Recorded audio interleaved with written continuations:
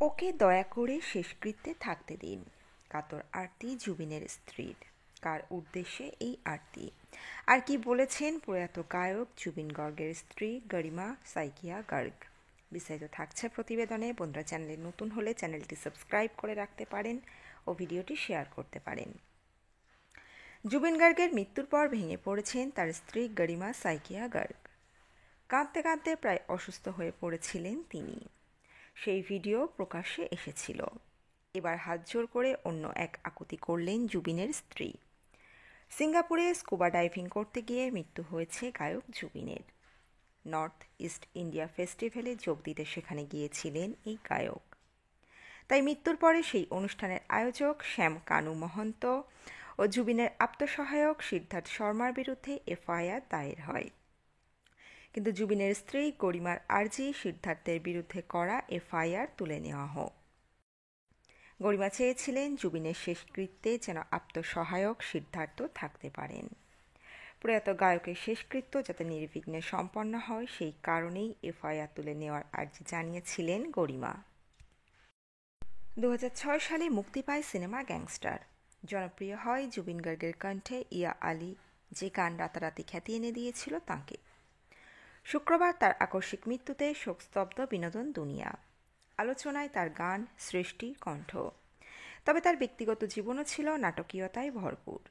স্ত্রী গরিমার সঙ্গে গাঁটছড়া বাঁধার আগে নাকি অনেক কাঠখড় পোড়াতে হয়েছিল জুবিনকে। জুবিনের স্ত্রীর নাম গরিমা সাইকিয়া।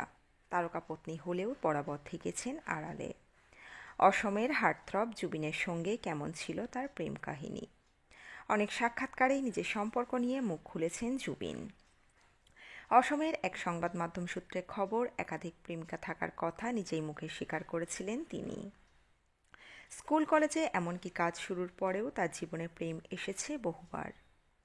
তামুলপুরে যখন পড়াশোনা করছেন জুবিন, তখন তার দুই প্রেমিকা, একজন জুনমণি ও অন্যজন রুনজুন।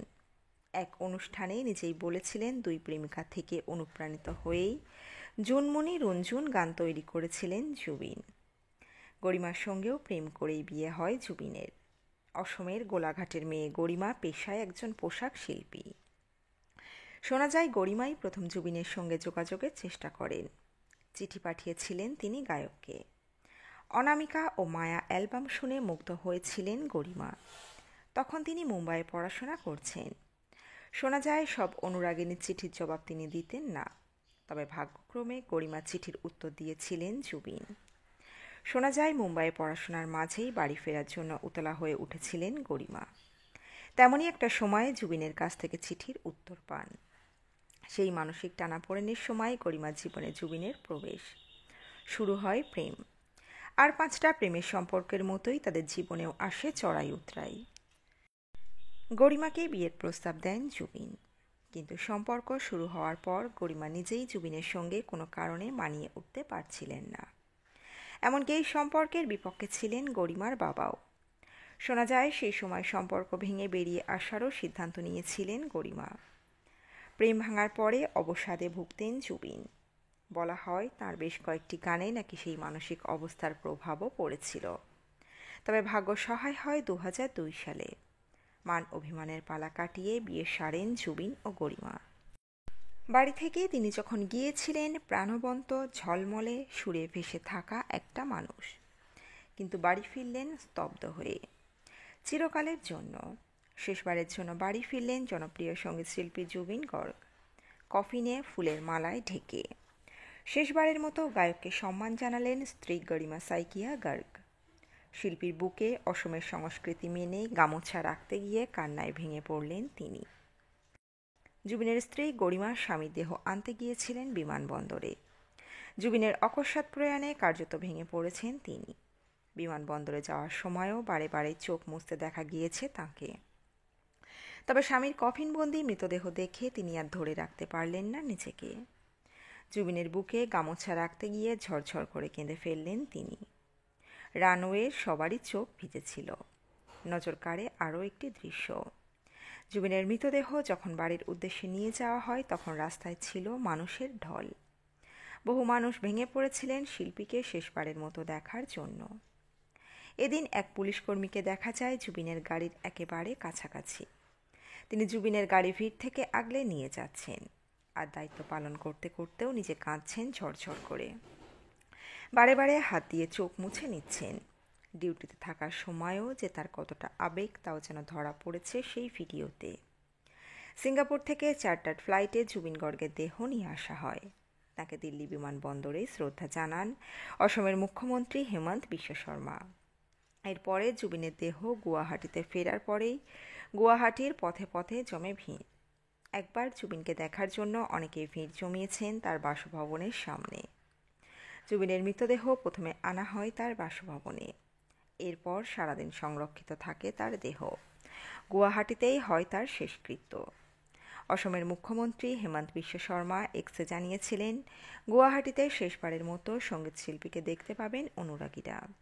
অর্জুন ভোগেশ্বর বড়ুয়া স্পোর্টস কমপ্লেক্সে তার দেহ সকাল 9টা থেকে সন্ধ্যা 7টা পর্যন্ত রাখা থাকবে। তাকে শেষ শ্রদ্ধা জানাতে পারবেন তার অনুরাগীরা। মুখ্যমন্ত্রী আরও জানিয়েছিলেন, ভিড় সামলানোর জন্য যথাযথ ব্যবস্থা নেওয়া হয়েছে। সোশ্যাল মিডিয়ায় হেমন্ত বিশ্ব শর্মা লিখেছিলেন, গভীর দুঃখের সঙ্গে অসম সরকারের তরফ থেকে জানানো হচ্ছে যে শ্রী জুবিন গর্গ জীবনের থেকেও বড় একজন সঙ্গীত শিল্পী, একজন সাংস্কৃতিক দিকপাল, পরিচালক আর হাজার হাজার মানুষের হৃদয়ে থাকা একটা মানুষ, যিনি কিনা আজ আর আমাদের মধ্যে নেই। ওনার দেহ অর্জুন ভোগেশ্বর বড়ুয়া স্পোর্টস কমপ্লেক্সে সকাল 9টা থেকে সন্ধ্যা 7টা পর্যন্ত রাখা থাকবে। তার অনুরাগীরা তাকে শেষবারের মতো দেখতে পারবেন ও শ্রদ্ধা জানাতে পারবেন। জনপ্রিয় গায়ক জুবিন গর্গের এই আকস্মিক মৃত্যু সকলকে হতবাক করেছে। তার এই অকাল মৃত্যু মেনে নিতে পারছেন না বলি টলি মহল। জুবিন গর্গের আকস্মিক মৃত্যু ভক্তদের হৃদয় ভেঙে দিয়েছে। মাত্র 52 বছর বয়সে সিঙ্গাপুরে এক স্কুবা ডাইভিং করতে গিয়ে মারা যান জুবিন। উত্তর পূর্ব ভারতে প্রচারের জন্য একটি সাংস্কৃতিক উৎসবে তার পরিবেশনার একদিন আগেই সকলকে ছেড়ে চলে যান। তার সঙ্গীত সক্রিয়তা এবং জীবনের চেয়েও বৃহত্তর ব্যক্তিত্ব অসংখ্য জীবনকে স্পর্শ করেছে এবং তার মৃত্যু ভক্ত, সহকর্মী এবং সমস্ত সম্প্রদায়ের মধ্যে শোকের ছায়া ফেলেছে। জুবিনের মৃত্যুর পরই সিঙ্গাপুরে নর্থ ইস্ট ফেস্টিভ্যালের আয়োজক শ্যামকানু মহন্তের বিরুদ্ধে এফআইআর দায়ের করা হয়েছে। অসম মরিগাঁওয়ের বাসিন্দা রাতুল বোরা 3 জনের বিরুদ্ধে অভিযোগ দায়ের করেছেন এবং তাদের বিরুদ্ধে প্রয়োজনীয় ব্যবস্থা নেওয়ার দাবিও করেছেন। নর্থ ইস্ট ইন্ডিয়া ফেস্টিভ্যাল এক বিবৃতি জানিয়েছে যে স্কুবা ডাইভিং করার সময় জুবিনের শ্বাসকষ্ট হচ্ছিল। সম্প্রতি তার স্ত্রী গরিমা সাইকিয়া গর্গ তার শেষ যাত্রায় ঐক্য এবং শ্রদ্ধা বজায় রাখার আহ্বান জানিয়েছিলেন, একটি হৃদয়গ্রাহী বার্তা শেয়ার করেছিলেন। পাশাপাশি এই ঘটনার সঙ্গে সম্পর্কিত সমস্ত এফআইআর প্রত্যাহারের আবেদনও করেছিলেন। গরিমা জানান, জুবিনের অনেক অসমাপ্ত কাজ আছে এবং আমি একা সেগুলি সম্পন্ন করতে পারবো না। আমি সিদ্ধার্থের বিরুদ্ধে দায়ের করা সমস্ত এফআইআর প্রত্যাহারের অনুরোধ করছি। তো বন্ধুরা, এই আপডেটে ছিল এতটুকুই।